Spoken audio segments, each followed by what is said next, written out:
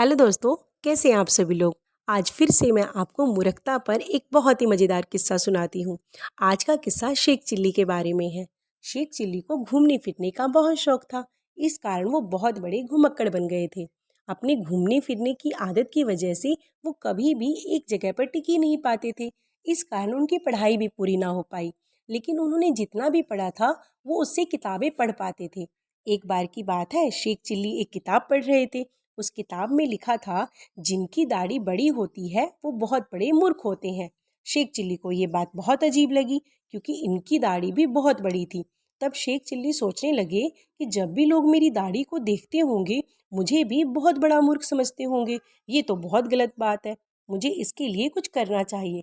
तब उन्होंने एक उपाय सोचा, क्यों ना आज मैं अपनी दाढ़ी को काट लूं और थोड़ा सा कम मूर्ख नजर आऊं। फिर क्या था, उन्होंने कैंची ढूंढना शुरू किया।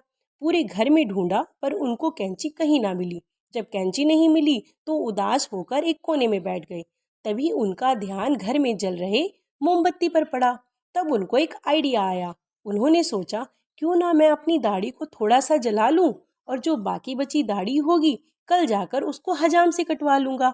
फिर क्या था, उन्होंने आव देखा ना ताव, सीधा मोमबत्ती को अपनी दाढ़ी में लगा दिया। पहली दाढ़ी थोड़ी थोड़ी सी जली, जिससे कि उनको कुछ पता ही नहीं चला। पर देखते ही देखते आग बहुत ज़्यादा फैल गई। उनके मुंह के साथ साथ उनकी छाती के बाल भी जलने लगे।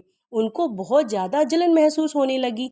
तब उनको ध्यान आया कि आज तो वो गए काम से। वो बहुत अधिक डर गए कि आज वो पूरा जल जाएंगे।